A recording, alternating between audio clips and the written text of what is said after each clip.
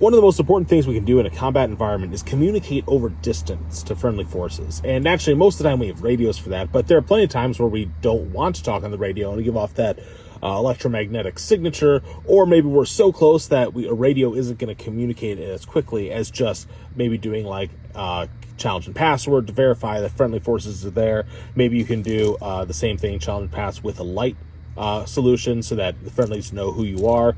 If you're doing an assaulting support assault, trying to coordinate with that over gunfire, a radio isn't going to be a super great help because it's going to be so loud.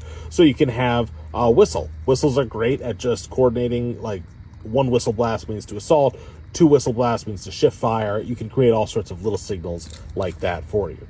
And going even more old school, you have signal mirrors. Signal mirrors are really cool in that they can reflect light, of course, and you can direct it. So you can be over here and catch someone's attention over here and be able to communicate very simple things. At the very least, show them that you are here and you are friendly. But you can, even if you know Morse code, you can do some really cool stuff there. And if you don't want to carry a full signal mirror, you probably have a mirror in your camo compact, which can be very handy. And then if we wanted to go even more analog stuff, we have, of course, the VS-17 panel, which is usually used to identify friendly forces via aircraft, but you can cut them into smaller shapes.